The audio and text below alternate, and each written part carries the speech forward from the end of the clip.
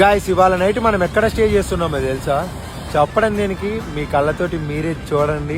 And ఇప్పటి వరకు చూసుకుంటే నేను పెట్రోల్ బంకు, టెంపుల్, మన ఫాలోవర్స్ వాళ్ళ ఇంట్లో మాత్రమే స్టే చేశా. ఇలా కూడా స్టే చేయొచ్చా అని ఇక్కడ ఉన్న అన్న వాళ్ళు నాకు పర్మిషన్ ఇచ్చిన తర్వాతే అర్థమైందనమాట. నా బ్యాక్గ్రౌండ్లో టోల్ గేట్ కనిపిస్తుందా? ఈ టోల్ గేట్లోనే ఇవాళ నైట్కి అయితే మనం స్టే చేస్తున్నాం. టోల్ గేట్లో స్టే చేయడం ఏముంది బ్రో, ప్రతి ఒక్కళ్ళు చేస్తారు కదా అని లైట్ తీసుకుంటున్నారేమో. లైట్ తీసుకోమాకండి, ఎందుకంటే అందరూ కూడా నార్మల్గా బయట ఎక్కడో పడుకుంటారు, కానీ మనం టోల్ గేట్ మీద పడుకోబోతున్నాం. అక్కడ స్టెప్స్ కనిపిస్తున్నాయా?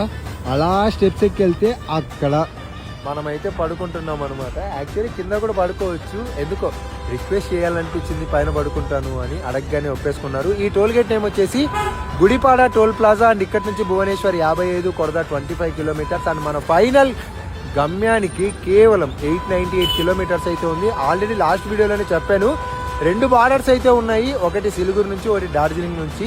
ఈ రెండిట్లో మనం ఏ బార్డర్ నుంచి నేపాల్లోకి ఎంటర్ అవుతాము అన్నది అక్కడికి వెళ్ళిన తర్వాత డిసైడ్ అయితే. ఫస్ట్ అయితే స్నానం చేసి హ్యాపీగా పైకి వెళ్ళి పడుకుంటాను. మరిన్ని విషయాలు డే 16లో కలిసి మాట్లాడతాను. Bye bye and good night.